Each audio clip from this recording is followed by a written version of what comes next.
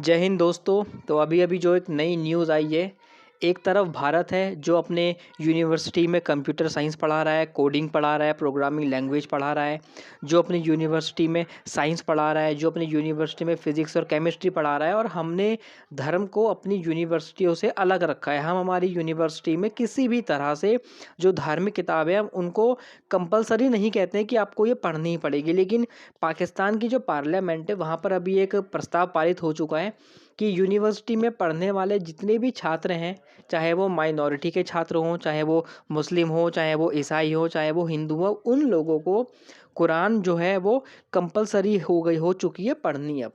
चाहे आप कोई भी हो, इसका कोई एग्ज़ाम नहीं होगा, ना ही आपको इसके कोई नंबर मिलेंगे। लेकिन अब ये आपके लिए, सभी बच्चों के लिए ये बिल्कुल कंपलसरी है कि आपको ये पढ़नी पड़ेगी। इसके कोई नंबर नहीं मिलेंगे, कोई इसके असाइनमेंट्स वगैरह नहीं होंगे, लेकिन आपको ये पढ़नी पड़ेगी। फिर एक कंपैरिजन स्टार्ट होता है दोनों देशों के, दोनों मुल्कों के बीच में कि भारत इतना आगे क्यों है, भारत साइंस में आगे क्यों है, भारत टेक्नोलॉजी में आगे क्यों है, भारत आईटी फील्ड में आगे क्यों है। उसका रीज़न यही है।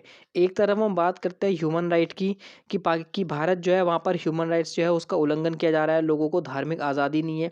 लेकिन वहीं अगर हम पाकिस्तान की बात करें तो वहाँ पर फंडामेंटल राइट तक नहीं है। अगर हम भारत की बात करें तो यहाँ पर जो ट्रांसजेंडर समुदाय है उसको वही फंडामेंटल राइट मिले हैं जो कि एक पुरुष को मिलते हैं या फिर एक महिला को मिलता है। अगर हम आर्टिकल 19 पढ़ेंगे फंडामेंटल राइट को, अगर आप पढ़ोगे तो वहाँ पे लिखा होता है कि कोई भी व्यक्ति हो, व्यक्ति में सभी लोग शामिल होते हैं। लेकिन अगर हम पाकिस्तान की बात करें तो वहाँ पर अभी कुछ वक्त पहले ही एक और बिल आया था जहाँ पर ट्रांसजेंडर जो समुदाय है उनको कुछ राइट्स देने की बात आई थी।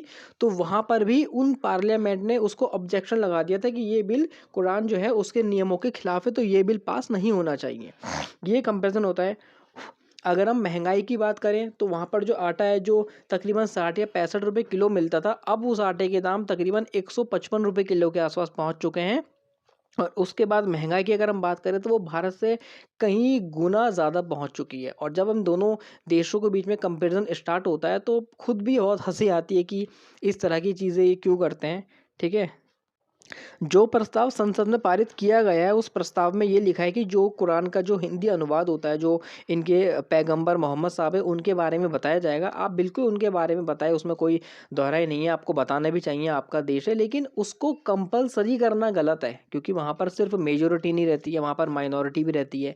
उनके पास इतना अधिकार होना चाहिए कि उन्हें कौन सी कक्षा को ज्वाइन करना है, किस क्लास को उन्हें ज्वाइन करना है, क्या उन्हें पढ़ना है और क्या उन्हें नहीं पढ़ना। इतना धार्मिक अधिकार उनके पास में होना चाहिए, लेकिन इस तरह का कोई भी अधिकार उनको नहीं दिया गया। और अगर हम बात करें यूनाइटेड नेशन के जो संयुक्त राष्ट्र का जो ह्यूमन राइट काउंसिल है, उसके एक समूह ने भी पाकिस्तान को अभी कुछ दिन पहले फटकार लगाई है कि आपके वहाँ पर जो माइनॉरिटी है, खासकर जो हिंदू है, उनकी जो कम उम्र की बच्ची होती है, युवती होती है, उनका अपहरण हो जाता है, उनका ज़बरदस्ती उनकी शादी करा दी जाती है। और जो जो कन्वर्जन की जो प्रॉब्लम है वो बहुत ज़्यादा वहाँ पर फैली हुई है। तो ये अभी एक न्यूज़ इन डेवलपमेंट है। डेवलपमेंट क्या है, मतलब ये प्रस्ताव उन्होंने पारित कर चुका है।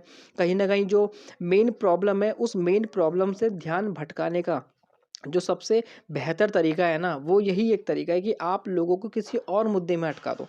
बाकी अगर इसमें कुछ और डेवलपमेंट होती है तो मैं आपको ज़रूर बताऊंगा। Thank you so much.